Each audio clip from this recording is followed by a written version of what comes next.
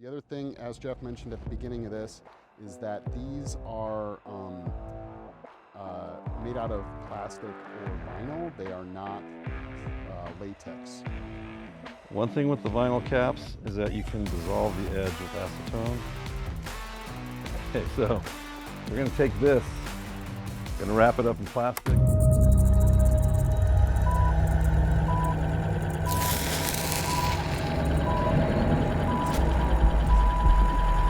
Both of these were purchased from, and just so you guys know, Friends online. They're an effect shop, or not an effect shop, but like a makeup supply. F-R-E-N-D-S, no I. Right. And we have a small one and we have a medium one. Rocky has a very teensy head, so we're going to likely be using the small. The other thing, as Jeff mentioned at the beginning of this, is that these are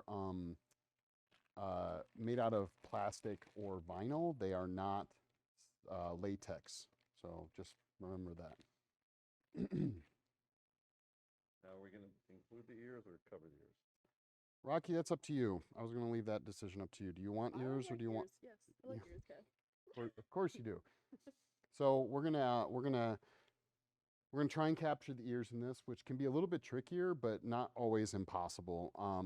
So our bald cap, we're gonna try, of course, to get it down. We want to keep as much of the face detail as we can.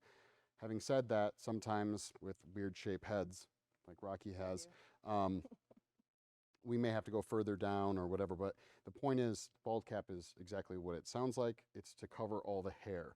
So we're going to be using Prozaid, which is just a prosthetic adhesive, to glue this bald cap in place along these areas. We will then trace around her ears and then glue it in basically in around the back of the ear. So yeah, we'll try that. Oh. We're trying to. You got it. You got it. You got it. That's what I need. You got it. Yep. Good.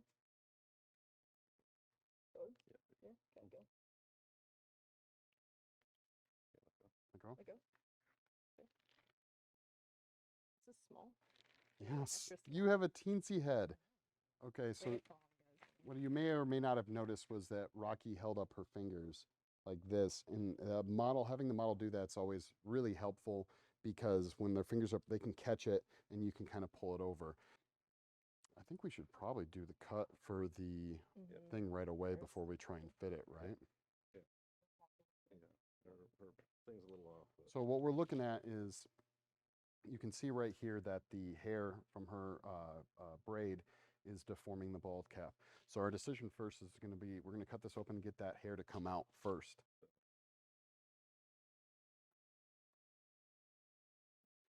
You know, you need trimming scissors, but this will be fine. No.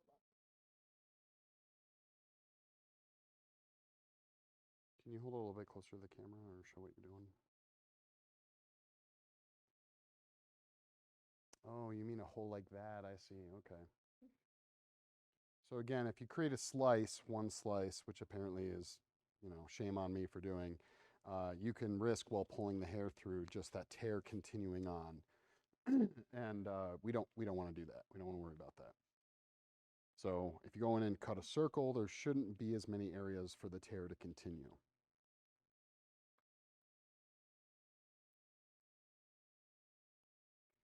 Jeff has a master's degree in hole cutting.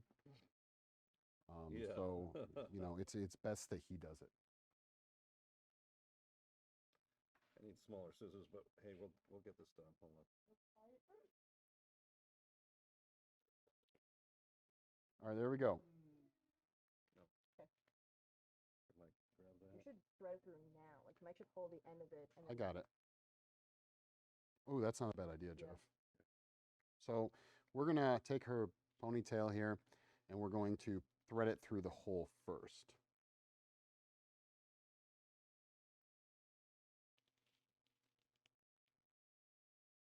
Voila. So there we go. Can check some of the other camera views. I don't know if any of them are going to show, Kyle. So We can see both on the ears now. We have this whole thing has come down a lot more. It was up here and it was stretching down, but now we have full coverage. It's actually I think it's a pretty good size, Jeff, honestly. Yeah. So I'm getting the Prosade now, which is the prosthetic adhesive. We're gonna glue the front part of the bald cap down. Also, old. There we go. All right, so I'm putting some Prosade on. Prosade goes on white, and when it's dry, it's clear. And generally, you want to use it, if you really want it to hold, use it as a contact cement.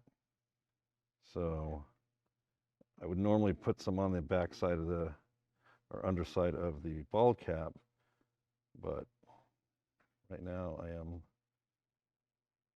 not. How many times have you used is this your first time using a vinyl bald Plastic, cap? no. It's probably about my 5th one, but it seems that every time I've done it, I had somebody with a lot of hair.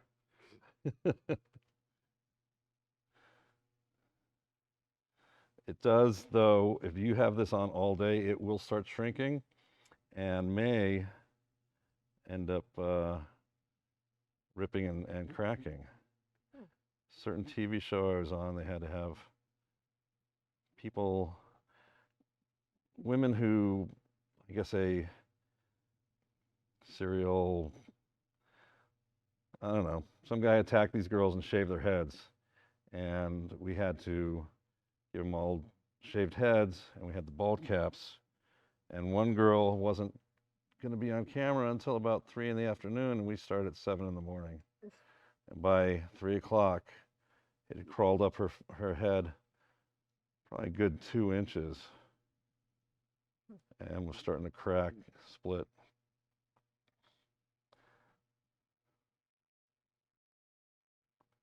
This was vinyl? Vinyl caps, So yeah. you're saying with latex you wouldn't have that on them? No, but latex has its own problems.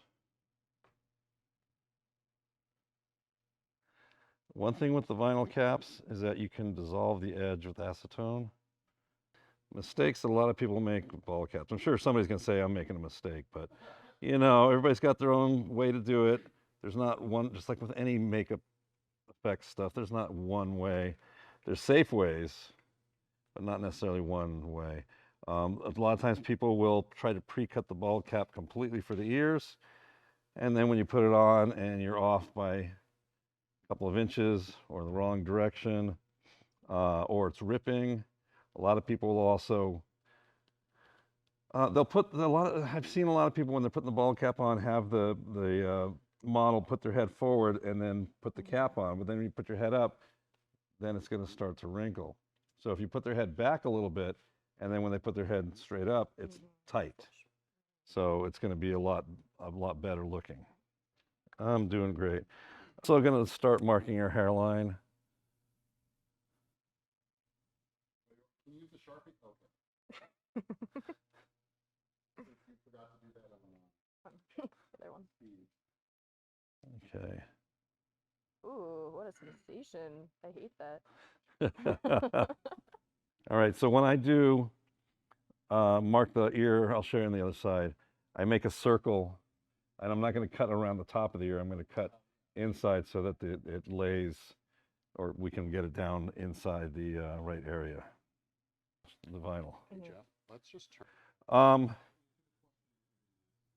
Yeah, I mean, prepping this takes a while to get it right, and you watch videos and they're whipping through it, and apparently it looks like I'm whipping through it, but it still is tedious, monotonous, all that fun stuff. Okay. All right, I made that a little low. As I said before, I do a circle so that it's tight around her ear, and I'm not going to distort her ear.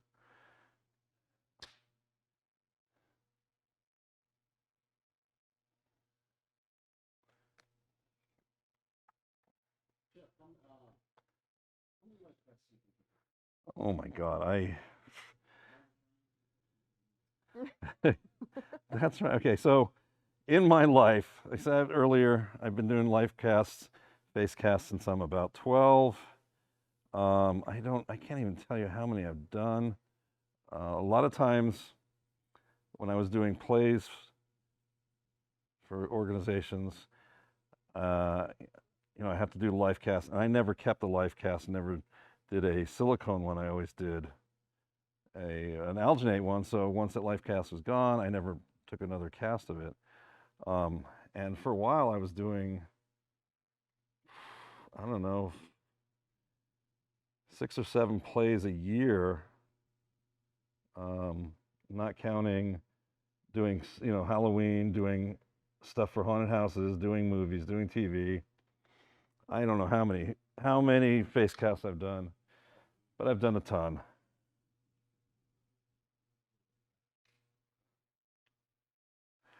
All right. Have you ever had any disaster?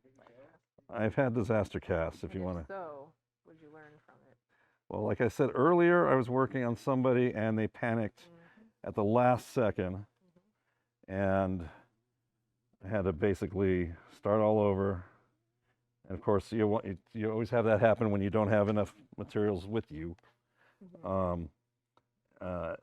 I've had people that have, including me, panicked once it's just started going on, and you have to start ripping it off or slicing it off. Sorry. No, I pulled it. I've never had anything where anybody was in dire, emergency of something happening. I mean, even Rocky's last face cast, the silicone kind of covered her nostrils, but we were able to work with it. All right.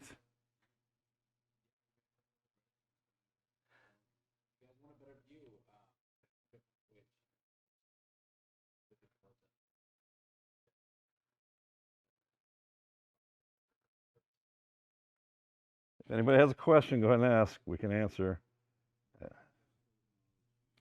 Full of something, they tell me. He's so old. So old. Oh, you didn't hear what Kyle said. It was worse.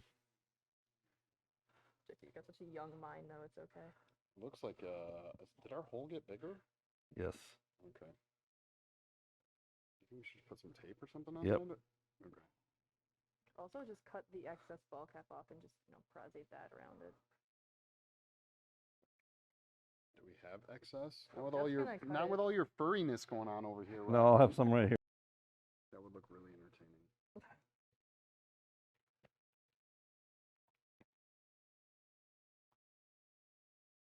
Have you ever applied a bald cap, Mike?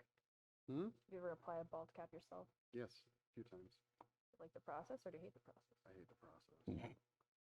But this is my first time being around a vinyl one. This looks way more fun than the bullshit latex ones. Yeah. They also smell really badly. Hate latex. I love latex. Oh my I God. like the smell. You love the smell of latex? Yeah. Opening a brand new mold when the latex, or pulling the new latex out of a mold. Oh my God. Well, when I used to work at the Halloween shop, and we got a shipment of masks, and you just open that box and that latex just hits you. It's magic. I'm going to go ahead and turn this around a little bit. Cal, does that show what's going on? We turn it and you switch the camera. Oh, there we go. I can aim it down a little bit. Go ahead and keep looking.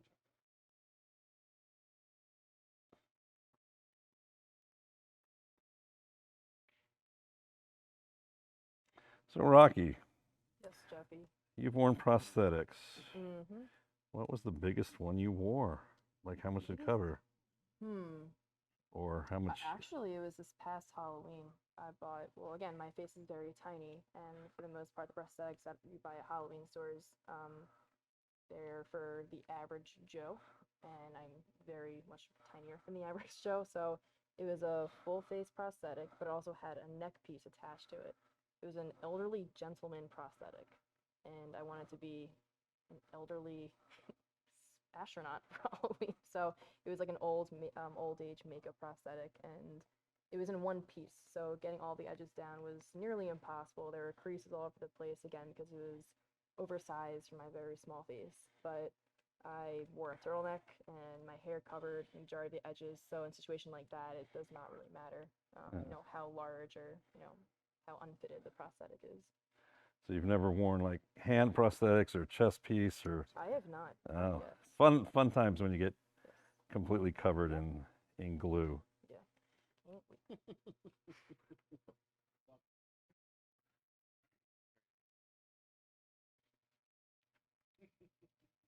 The damages of working on this project here.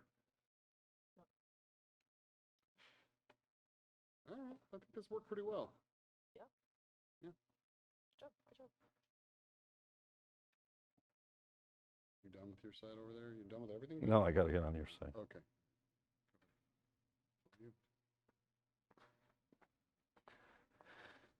Oh. Another thing that people don't realize when you're life casting, face casting, is that chances are you're going to ruin your clothes. And I've had people wear like brand new pants, shoes to get their face and head done. And technically, you might as well just say goodbye to that. All right, this just ripped What on ruins me. it the most? What do you mean, what ruins it the most? I mean, like, what you say you mentioned. Oh. Well, if you're using silicone, the silicone will ruin. For an example, you know, if you're pouring up silicone and pouring up latex in a mold or whatever, the latex, if you don't touch it, you'll be able to peel it off the fabric. Silicone is greasy enough and it finds every little hole and it just gets inside and it's done. When you're doing regular face casts with alginate, it's generally the plaster. The plaster bandages are from plaster Paris, and plaster Paris is really quick and it's just not forgiving when it hits clothes because it's just thin and gets in there. So generally that's what happens. So I see you caught some hair in the bulb. Yep. You want to talk about that, Jeff? Well, I'm just gluing it down so that it doesn't get caught in the. It's only a few strands because her hair has got these weird little short nubby ends, and I'm just gluing it so that it won't get stuck in the silicone. All right, so the bald caps, vinyl bald caps, can be dissolved. The edges, if you have a rolled over edge or whatever, the edges can be dissolved and taken off with acetone. Too much acetone though, and it'll start to dry it out. So there's a couple of edges that I just want to thin out a little bit and do what we can with it. Okay, so we're going to take this, going to wrap it up in plastic and then hang it off of a light stand or tripod. So first thing to notice is that we have this line drawn, which I'm actually going to extend. Jeff did half of it. This represents the hairline. Now, in theory, when we life cast, this hairline will actually transfer to the silicone, correct? It should. If we use a dry erase, it will. Okay. It should, because of the vinyl, it should transfer. Right. So once it transfers, we'll be able to see inside the life cast where the hairline is, and then we can either have that transfer over to the casting we pull from it, or we can literally go in and use some kind of sculpting tool and mar up the silicone or whatever the case, whatever your method would be to define where the hairline is. And I cannot stress this enough. You want to know where the hairline is because guessing just doesn't work. For those of you who saw some of the videos we did with our model Steve with the full face appliance, that did not go well. We had to shave with a straight razor a good portion of his hair back just to make sure that it fits. So now we're going to be marking that. So Rocky, go ahead and I'm just going to kind of just continue along what Jeff was doing.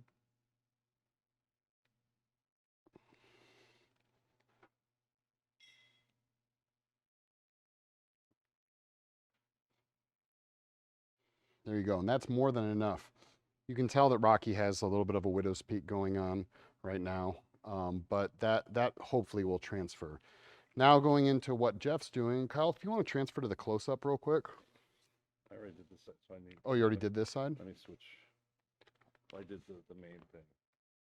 Okay, so. Okay, so I'll explain while you're doing it. So Jeff is utilizing acetone right now.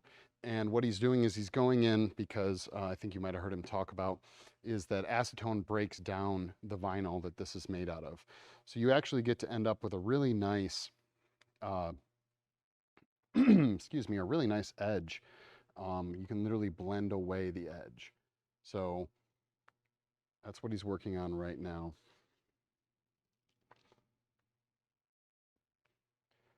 Most of the time, what we're going to end up doing is taking this Lifecast and then pouring in either plaster, clay, or you could use plastic theoretically, and you'll go in and you'll actually end up sculpting, sanding, or any other different methods to fix, quote unquote, fix up the Lifecast. So you could sand away these edges, you could sculpt away these edges, but as much work as you can get done to make a nice, perfect Lifecast from the get-go is going to reduce the amount of work you have to do later. So it's good to take the time to go ahead and do this method if you are able to use a vinyl Lifecast or a vinyl bald cap.